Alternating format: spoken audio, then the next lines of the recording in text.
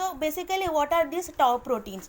Tau proteins are the proteins which are holding the cytoskeleton of the neurons together. Okay, like we have got a skeleton because of which our body is in shape. Similarly, a cell have got a skeleton known as cytoskeleton. Okay, so neurons have got a cytoskeleton, and these cytoskeleton are held together by a tau protein. Okay, like suppose these two are held together.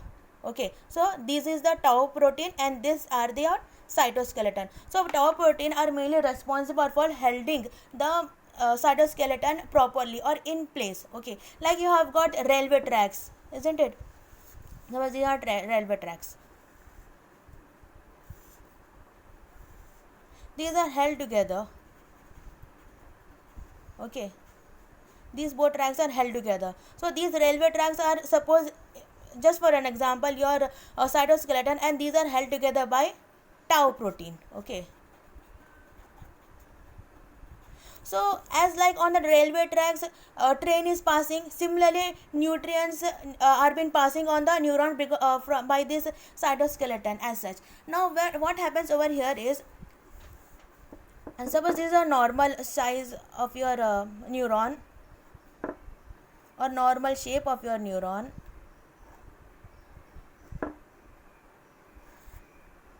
Okay, and inside there will be your cytoskeleton. Okay, so what happens over here is, this beta amyloid plaques, apart from doing these two nasty things, the third thing that is performed by this beta amyloid plaques are, they will cause phosphorylation of this tau protein. They phosphorylates tau protein. Now what happens when they phosphorylate tau protein? Like for example, this my hand is a kind of tau protein. Okay, now this tau protein are holding the cytoskeleton, but your beta amyloid plaques are placing so many phosphorylates that it is unable to hold everything, and everything will be fallen down. Okay, so similar things happens over here. Okay, because of too much phosphorylation, they are unable to hold this cytoskeleton properly. Okay, and they will just move here. Suppose these were the tau protein, and they will move from here, they will leave the cytoskeleton. Okay, and this thing is happening inside the neuron. Okay, remember, this beta amyloid plaques are present outside the neuron, but this tau protein are present inside the neuron. Okay, and inside the neuron only the tau protein will be leaving your cytoskeleton. Okay, so what happens when it is leaving the cytoskeleton? Yes, the cytoskeleton are unable to be in place. So there will be some kind of what to say, like if suppose for example in our body, if skeleton is not there, so what will happen is, will our body be in shape? No, isn't it? So similar thing happens over here. The cytoskeleton has been deformed over here. So when tau protein are been affected, so something like this will happen to our neuron. Very ill formed neuron will be there. Okay, very ill formed neuron. The cytoskeleton which were like this, now it will become like this.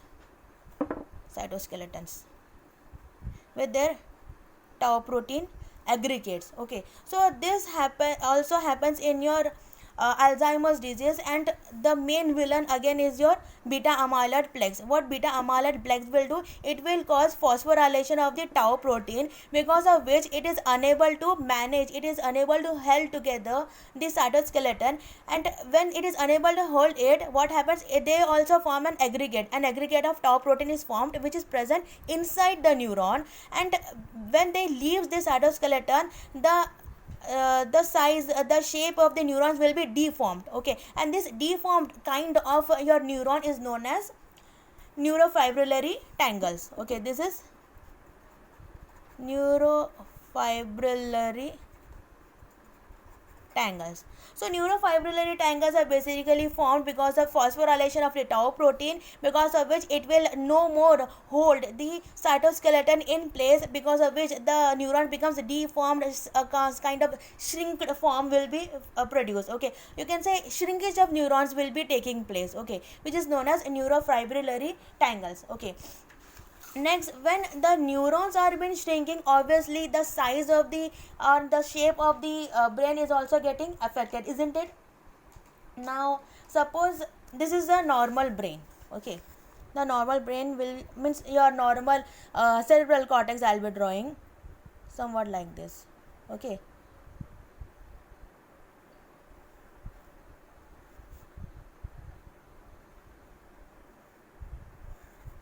so there will be so many gyres. Okay, the brain is not flat, isn't it?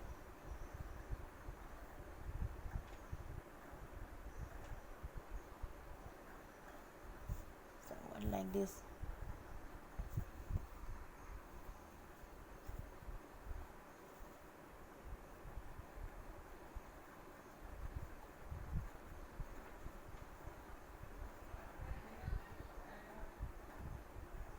Okay, apart from this, at the center there will be your ventricle, your lateral ventricle, you can say. Okay, here there will be lateral ventricle, isn't it?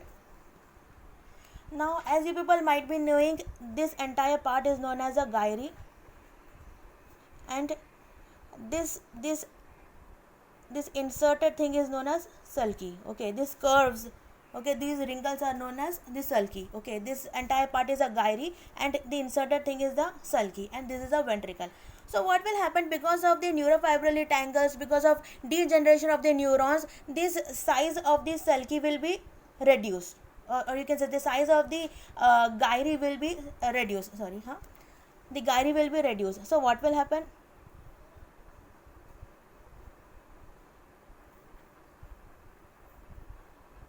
This thing will be like this. This will be shrinking inward. Something like this will be happening. So size of the brain actually reduces. Okay, so sulci is been a gyre is been reduced. Okay, shrinkage of the brain happens because of degeneration of the neurons. This gyre has been reduced in size. Because of this gyres has been reduced in size, the sulci becomes wider, isn't it? Apart from this, the ventricles also enlarges. Okay, the ventricles also enlarges. So this is how the shrinkage of the brain occurs. The size of the brain is being reduced in size. If you see by an autopsy the brain of the person suffering from Alzheimer's disease, the size of the brain reduces, it shrinks because of neuron degeneration. This gyre is being reduced in size, because of this sulci becomes wider. Apart from this, the ventricles also increases in size. Okay, so this is about a short pathogenesis of the Alzheimer's disease. Next we'll see the two types of Alzheimer's disease, means the genetic problem related with the Alzheimer's disease I'll be showing in my next video.